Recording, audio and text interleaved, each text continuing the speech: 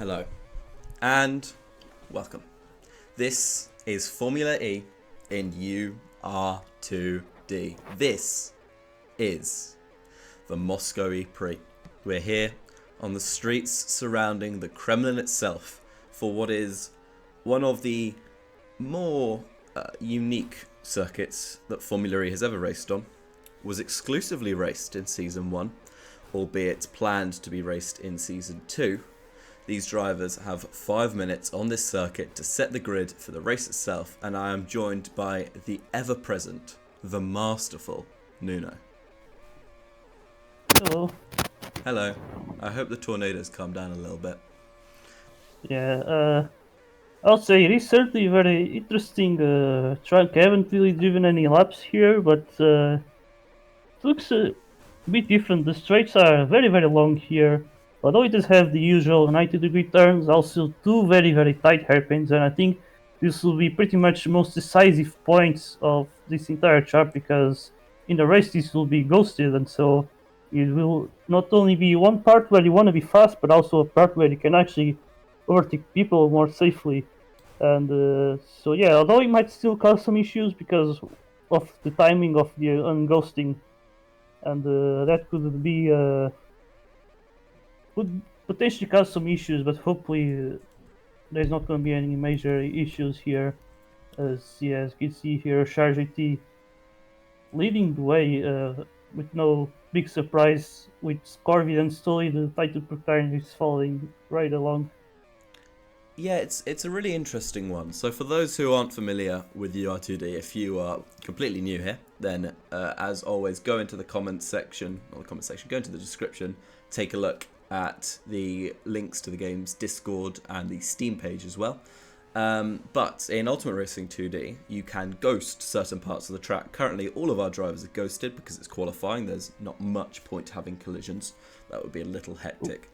But we have experimented, as we see a lot of drivers coming in off their first stint in this qualifying session. It's a long pit loss here, a very long pit lane. Go on. Seems like a lot of drivers just opting to pit once, which is interesting to see, but maybe this track might not affect or might not be that much affected by tire wear, although I don't know, with those two hairpins I feel like maybe even if they are very hard braking, there's already a turn always right next, which might sort of deletes some of the importance when it comes having a good exit. Because this is the thing about tire wear here is that you feel it a lot with the acceleration. You get much lower accel, and Yes. and so usually in some tracks where the corners are very close to each other, it kind of makes corner exit less important sometimes.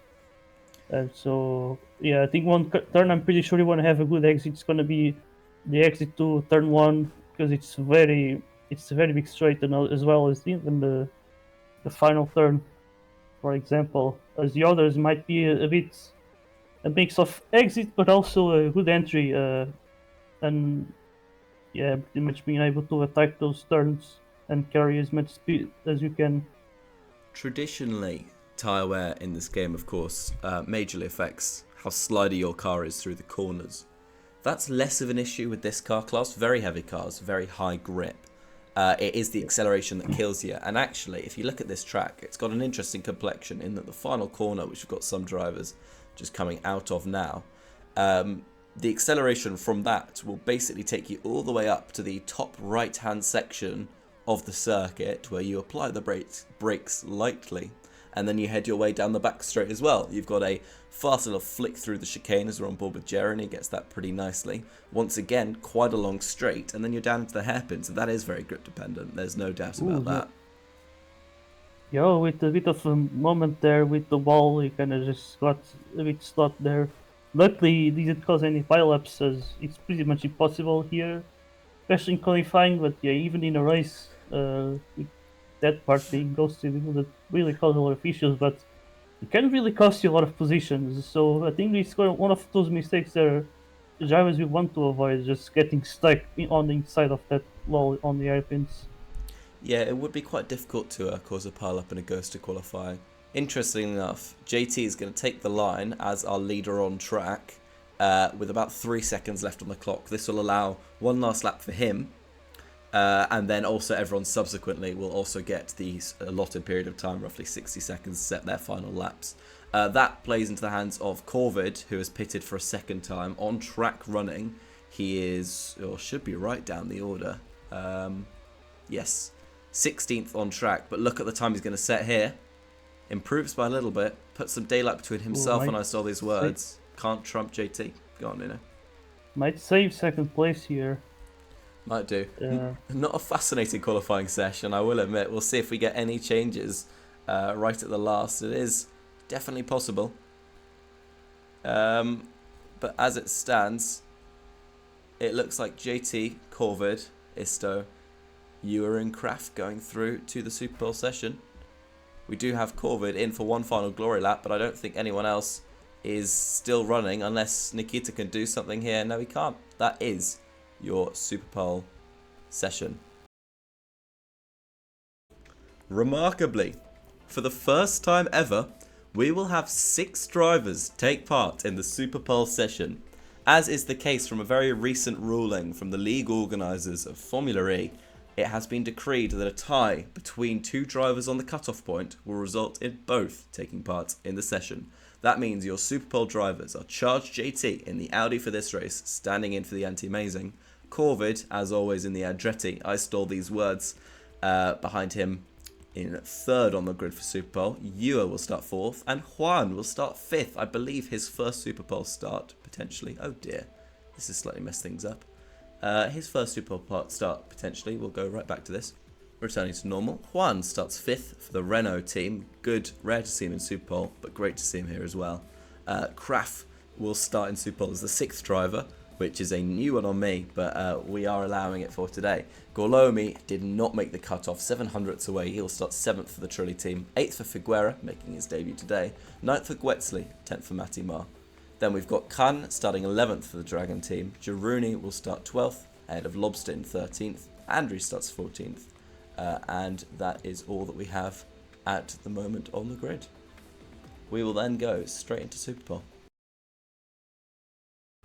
We are now here for Super Bowl. 6 drivers, a record, will take the start here. We are underway for the Super Bowl session. It was slow off the line for UR and Kraft, and a little for Charged JT as well. We'll get a really close, good look at these drivers. And I stole these words. I think slightly jumped backwards, was it? Yeah, may have got a light spike there, which, yeah, really slowing him down quite a lot. Hopefully it's not a huge connection issue that might get him DNS, but as you can see here, Corvid's trying to keep it close with Charge GT, although really finding it hard now. This happens, might potentially decide some things here. Oh, look at this. The lines that JT is taking is fantastic.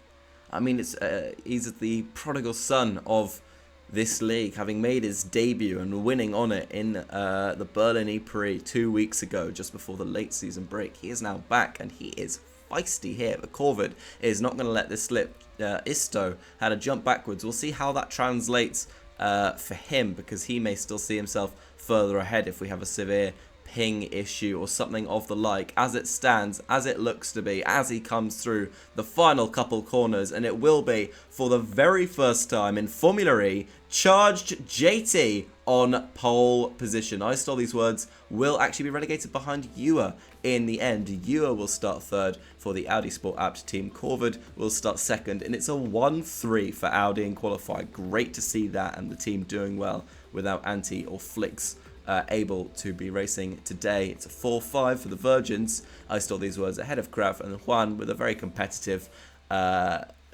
session in there in Super Bowl, just behind Kraft, who he tied with in qualifying. Now it is time for 24 laps ahead of us in Moscow. It's the Moscow ePrix. Here we go then. 24 laps ahead of us and some interesting mechanics to play with. We are underway for the Moscow ePrix. It's a good start for JT. Off pole position, Corvid immediately looking at a move. Isto and Ewer in the background. Kraft right behind them as well. We've got a bit of a breakaway for the top 7 pack. They've all gone with each other. The cars will have a little bit of a concertina effect. Kraft really loses out as we come through that left-hand section, though. Let's see, can the drivers keep it relatively clean? We head down now into the hairpin. Andrew started on the soft. He'll have to take 2 hard stints still. Ooh, the drivers find their way through the hairpin relatively cleanly. It's going to be Stoli versus Corvid, side by side on the exit. Corvid does keep the positions. They run out of the final corner. Gorlomi and Figuera. Gorlomi with a great run out of the final corner. He's going to boost himself all the way up to 4th position. Immediately get double flanked back by the debutant and the wily old South African. And Figo just squeezed to the inside there. Gorlomi causes a huge pile up. That's nearly very much benefited Lobster. Andres is out of the race. He took the wrong tire at the start and he'll pay the price for it. This pack all bunching up now, just as we've got a bunching up of the top 3 here. JT, Corvid and Isto still in the order they started in. Ewer has dropped back. Gwetsley in the Venturi car in 5th. Nuno. Corvid might certainly be seeing himself ahead, so this could be interesting here. Ooh, as I think GT gets a little bit punted there, as Stoli is now just staying in further. And Yoa, we had a bit of a crash there on lap 1. Corvid with a good run, and he goes all the way around the outside. Can he make it stick as they come into the hairpin? JT's gone deep. And Corvid gets it and causes a huge pile-up. And Isto, through he goes into the lead. He massively benefits from the pile-up caused at the mid-apex of that hairpin. That is huge. This front 3, we've never seen these 3 drivers race as closely as they are at the moment, and this is phenomenal. Phenomenal viewing. Corvid, though, squeezed into the wall as like a commentator's curse. He immediately is forced to drop back. Further behind, we've got Gwetsley running in 5th. He's behind Ewer, looking to close in on his fellow Southern Hemisphere man. Gwetsley, Kraft and Figo. Juan might go for a move on his teammates. We come into the hairpin section here. Gorlomi just behind Matimar, then Lobster. Jaruni goes well deep into the hairpin section. Can hits on the brakes, and he is the last of our runners at the moment, but still very much in the competition for points. Nuno. Yeah, very interesting race so far, and Stoli now managed to put himself ahead of Shard, so which once again put his fellow British driver like in a position where he has to pass him again, and because he clearly does seem to have superior pace so far, and this hairpin is, I think, is going to be huge pressure for Stoli to do well always on those hairpins, so GT cannot have a good enough run in order to take.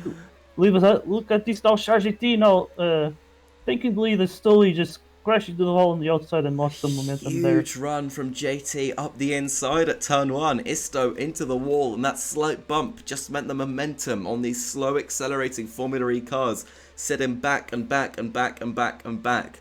And that means that he's back now into 2nd place. That can be absolutely huge when push comes to shove. Corvid, interestingly enough, is finding he doesn't really have the pace. Andre's officially now out of the race.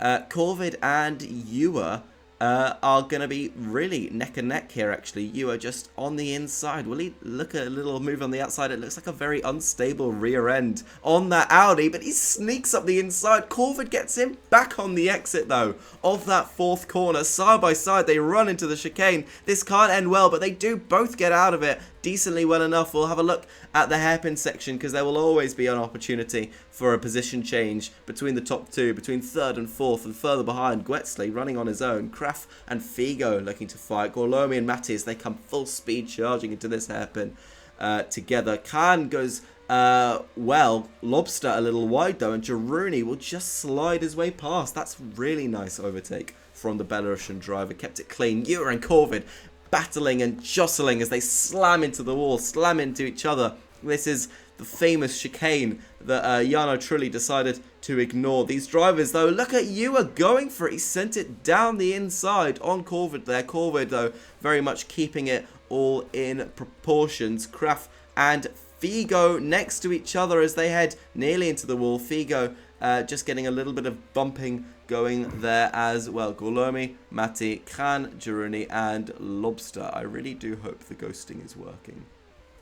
If it's not, we might have a little issue, but they've kept it clean so far. No. And yeah, I feel like this track might actually offer some few overtaking opportunities. I've seen like Stolly doing some little bit different lines to Charge GT and feel like you could be able to sort of outrun him into the exit and then pass him on the next turn. But he always seemed to have been always very conservative, and now I think he's falling behind Charge GT now. Looks like Charge GT I think is pulling away. UR is our first pitter. He's come in as early as lap 9. He'll be doing 15 on that next hard tyre, but he just didn't want to battle Corvid anymore. So he's pulled the trigger, and he's going to pull a big old undercut. His teammate JT still leading, and you're absolutely right. He's somewhat dropped Isto. This is what Isto and Corvid, our championship protagonists, were saying might happen coming into this race. JT's pace is immense here, and there is every possibility that he'll absolutely run away. He's not done that in the first few laps, but he might just start to do that. Matimar is out. He's in 13th place, a lap down on Figueira running in 4th. That is the length of the pit lane that you get at this circuit. It really does make a difference in the Formula E league. As it runs from the top, the two lobsters are in. They're going to double stack running now in the last couple of positions as the likes of Mati actually looking to get past. This will be good for position. Isto is into the pit lane, as is Corvid. They're both looking to take the undercut on JT.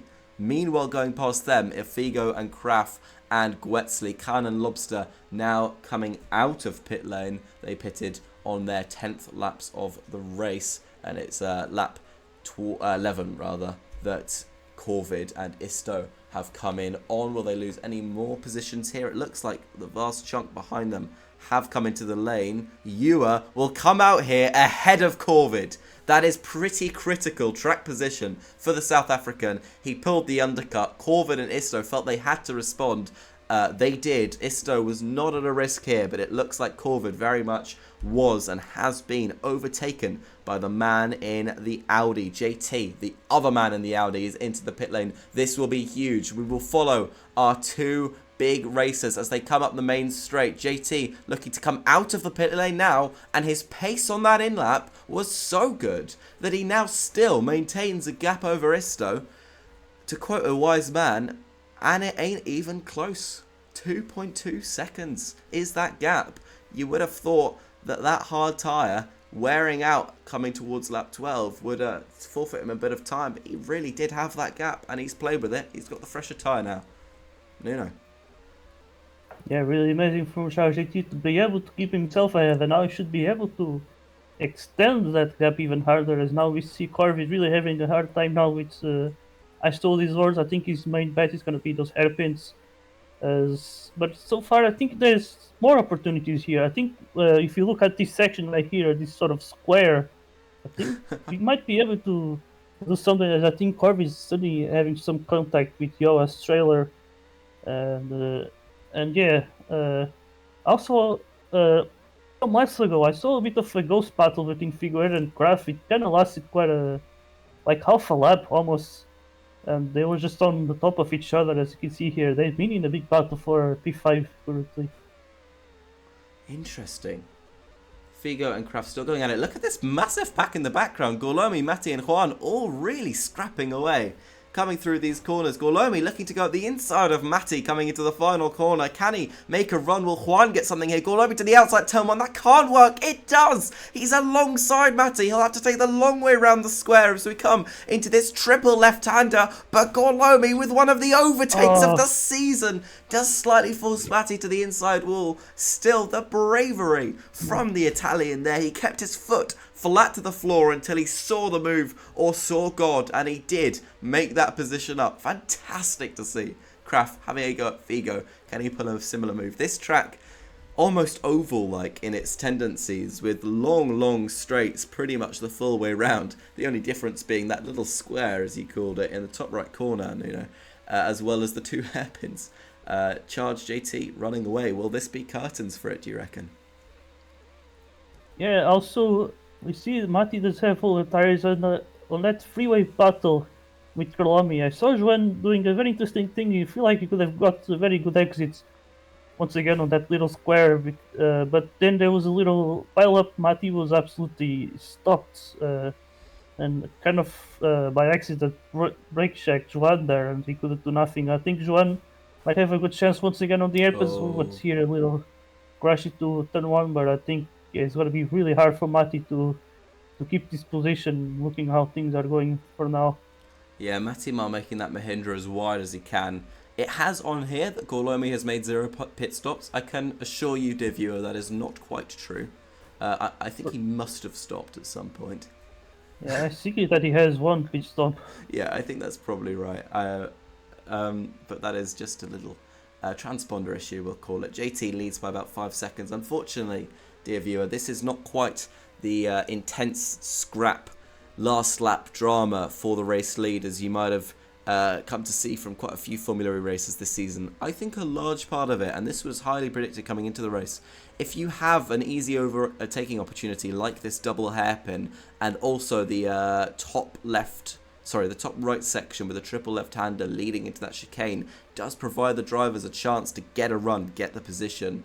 I think that means that drivers will slightly more filter out based off actual pace, and there's less holding up. Definitely in this race, you can see the gaps forming have been a little larger than you've seen at times. Juan looking at a move on Mati. Mati gives him fair racing room. Juan to the outside, undercuts Mati as Mati spirals out into the wall, and it seems Mati cannot get that upper right section right, which is disappointing to see. I think it's always just been a little collision and he's been taken slightly off the racing line. He's still in the points though, 10th place for him.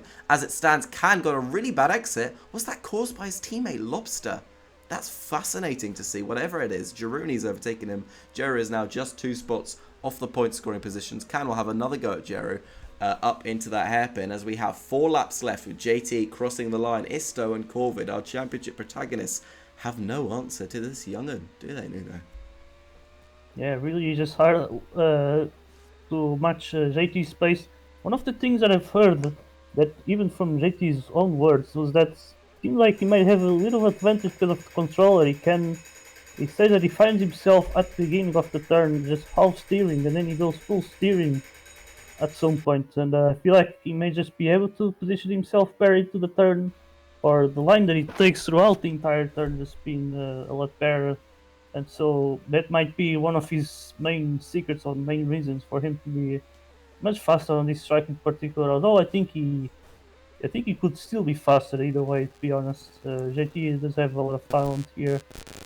There's no doubt that he has a lot of talent. I think it's a really interesting case.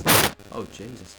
It's a really interesting case that it may be the fact that the controller is helping rather than hindering. Because so often in UR2D we've heard that the only way forward is the keyboard. You get the digital rather than analog steering. If you really understand that, you get full lock versus the variation you get on controller. But this is interesting for the championship. We've got Corvid, and I saw these words, Corvid 30 points ahead at the moment. A single non-finish for the Australian driver could see him right into the clutches of Isto, and Isto in the meantime just has to plug away slowly but surely at that little gap, the gap that isn't so little.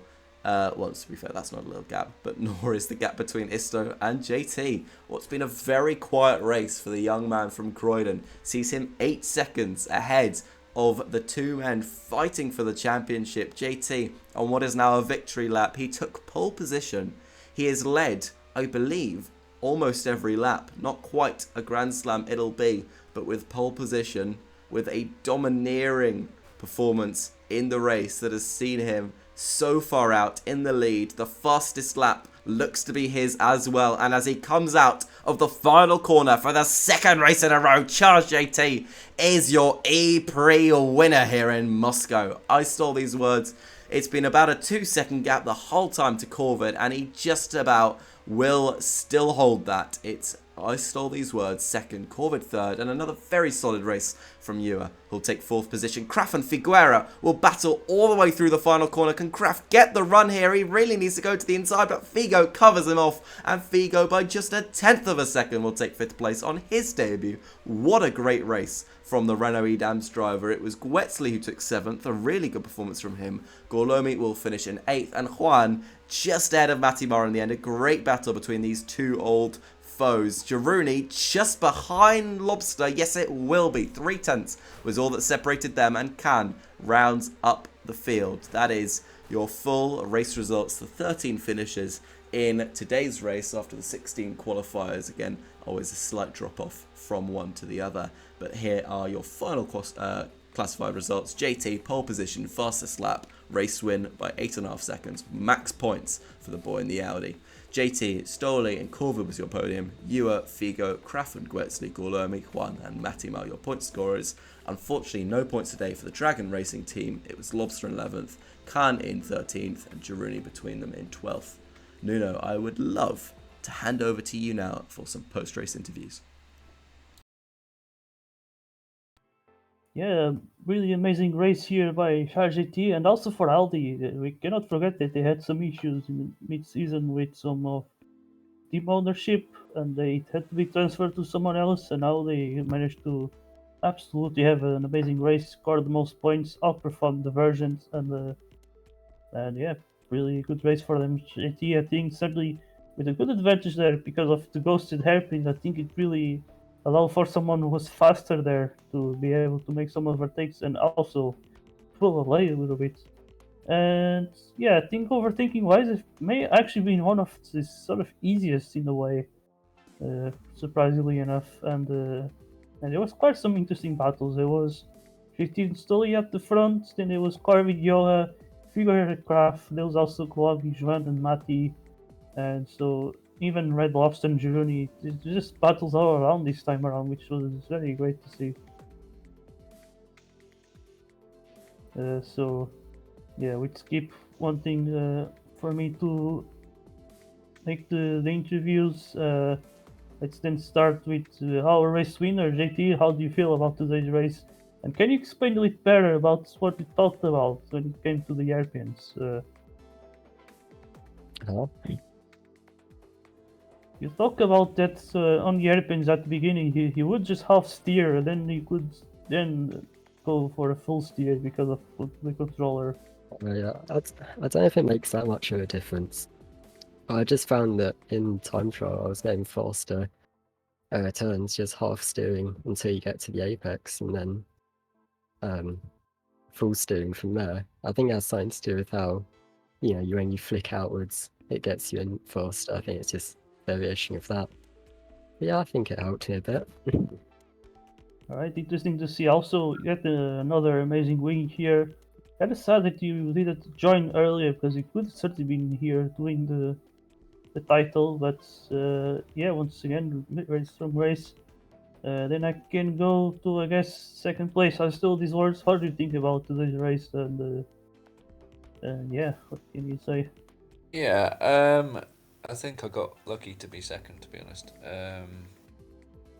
Had a pretty good start and was sort of slipping COVID and JT, and they sort of made a little bit of a mistake at the hairpin. COVID sort of went on the grass on the inside. The final hairpin, managed to kind of get the lead, and from there, because whatever happened behind to COVID, I think he must have been hit by JT's trailer, and then yeah, I just ended up slipping JT because he was just way faster, and that slip realistically that slip kind of gave me second because me and COVID basically held about the same distance. Maybe he was a little bit quicker in the second stint, but having that advantage just basically gave me second, to be honest. So good for championship, although if COVID, keeps coming and we finish second, third, first, second, there's not enough difference to change much in that sense. But it's still nice to chip away at the points tally. So yeah, solid result otherwise. Yeah, in a way, I think GT kind of makes the points difference between you guys less, but I feel like if you guys can, if one of you can beat him, I think that could be very, very, would be a huge reward for the championship because it could put some drive in between you and certainly just increase that sort of points gap. But it's a big if though, isn't it? With yeah, the way he's driving, if he can do sub 33s on hard tires, that's it's just pretty quick, Yeah, pretty much. Certainly a very hard task, but if done, it would certainly be a very big reward. Alright, so let's go to first place Corvid. He had a bit of trouble with the pit stops as you got absolutely undercutted by Yoa. Were you expected to lose position to him when leaving the pits? I wasn't. I was. I don't know. First off, I had a really bad start. I think I could have easily gotten a bit of a breakaway, and I just sort of threw it in the bin and then got pushed off. So I got stuck, and then UR went for a super early undercut. So I felt like my pace wasn't great in the first stint. Then after the pit stop, it was like, yeah, he was going to undercut me. So I spent half the second stint trying to get past him. I did end up getting past relatively cleanly, I want to say. And then the gap was just too far to Isto in front. I felt like I had more pace than him today, but it didn't really matter at the end. Is there a Just looking temptation? forward to the last race at this point. That's fair enough. We've got just 2 to go. Is there a temptation when somebody does go for the undercut and you might have realised that you had lost the track position? Is there any sort of inkling in your mind, should I go very far into the stint, go for a big overcut to sort of counteract that? Or are you happy sort of backing yourself on a slightly fresher tyre just to get back past them? I think the overcuts generally, are just not going to work, especially if you're in that position where if you make the stop now, you avoid the back markers or people further back in the field, where if you do make that overcut, I feel like you're going to run into a lot of trouble just getting out of the pits more often. Good to know. Nina, anyone else?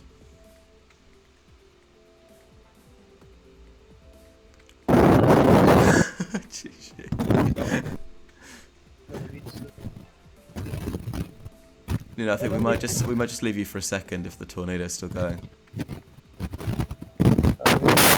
Oh gosh. Okay. Just leave it for a second, Nina. Fuck, wait, make me change to a more stable position. Okay. In the meantime, I think I may go for, well, we'll keep going down the list. Ewer, 4th place for you in the end. Great undercut, but Corvid did just get back past. Do you think you had the podium do you think you had the pace to contend for a podium today? First things first, congrats to Joe, because goodness, the pace was there. Hey, and Audi, we're getting some good results, eh? But it's a mixed bag, because in the second stint I definitely didn't have the pace or the consistency to keep up.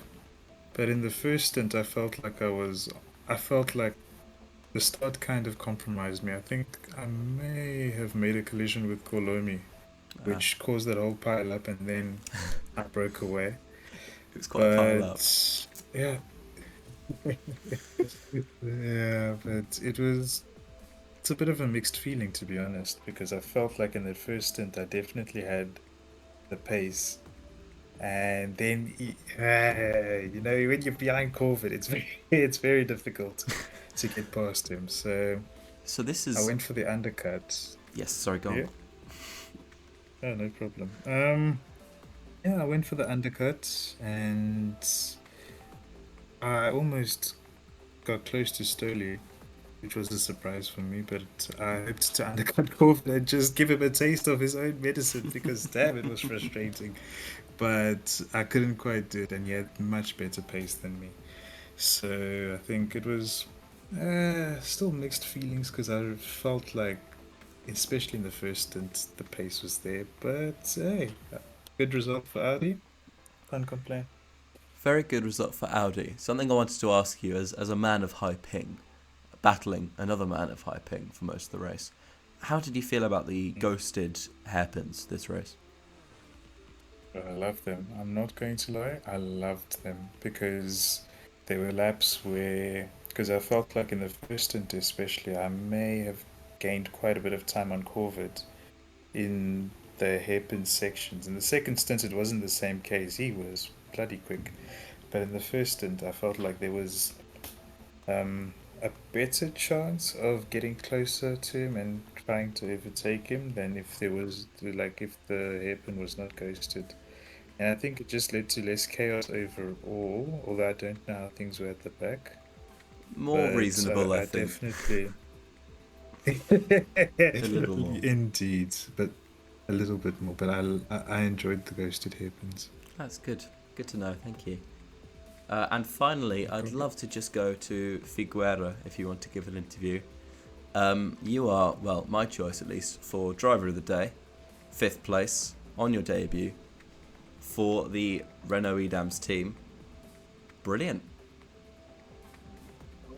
That race, I loved it. I loved the cars. I loved I loved racing against Crap as well. It was just so much fun.